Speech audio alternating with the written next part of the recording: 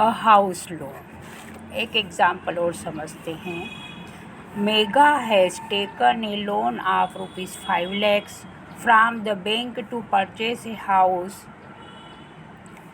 The annual interest rate on the loan is 12% and the loan is to be repaid in 10 years in monthly installments. The bank retained as collateral the papers of the new house, which will be returned to Megha only when she repays the entire loan with interest. आवास यानी home के लिए ऋण बैंकों से किस प्रकार लिया जाता है। आइए हम देखते हैं कि मेघा ने इसके लिए क्या किया। मेघा ने घर खरीदने के लिए बैंक से 5 लाख रुपए का लोन यानी कि कर्ज लिया। इस लोन पर ब्याज की वार्षिक दर यानी 1 साल पर 12% लगता था और इस कर्ज को 10 साल में उसे मासिक किस्तों में लौटाया जाना था।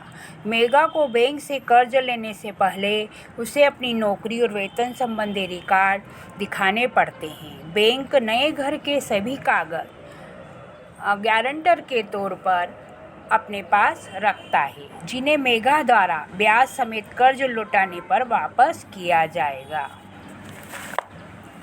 Interest rate, collateral and documents requirement and the mode of repayment together comprise what is called the terms of credit. They may vary depending on the nature of the lender and the borrower. The next section will provide of the varying terms of credit in different credit arrangement. ब्याज दर, गिरवी चीज़ें, आवश्यक कागजात और भुगतान के तरीकों को सम्मिलित रूप से ऋण की शर्तें कहा जाता है। कर्ज की शर्तें उधारदाता और कर्जदार की प्रकृति पर भी निर्भर करता है।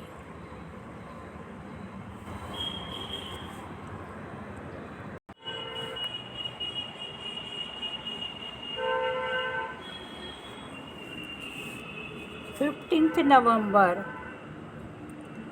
2019 के घटना के बारे में पढ़ते हैं। We head directly for the fields where most farmers and laborers would be working at this time of the day. The fields are planted with potato crops. We first meet Sham, a small farmer in Sonpur, a small irrigated village. Rohit और रंजन यह जानने को उत्सुक थे कि कौन लोग उधार देते थे और कौन कर्जदार थे। ऋण की क्या शर्तें थी। गांव के कुछ लोगों से उन्होंने बात करने का फैसला किया। तो आइए उनकी बातचीत कैसे हुई और उन्होंने कैसे जाना कि लोग ऋण कैसे लेते हैं, लोग उधार कैसे देते हैं। 15 नवंबर 2019 हम उन खेतों में जाते हैं जहां दिन के इस समय अधिकतर किसान और मजदूर खेतों में काम कर रहे होते हैं। खेतों में आलू की फसल लगी हुई है। हम सोनपुर के एक छोटे से गांव जहां सिंचाई की सभी सुविधाएं मौजूद है, एक छोटे से किसान श्याम से मिलते हैं। Shyam tells us that every season he needs loans for cultivation on his 1.5 acres of land. Money lenders at an interest rate of 5% per month.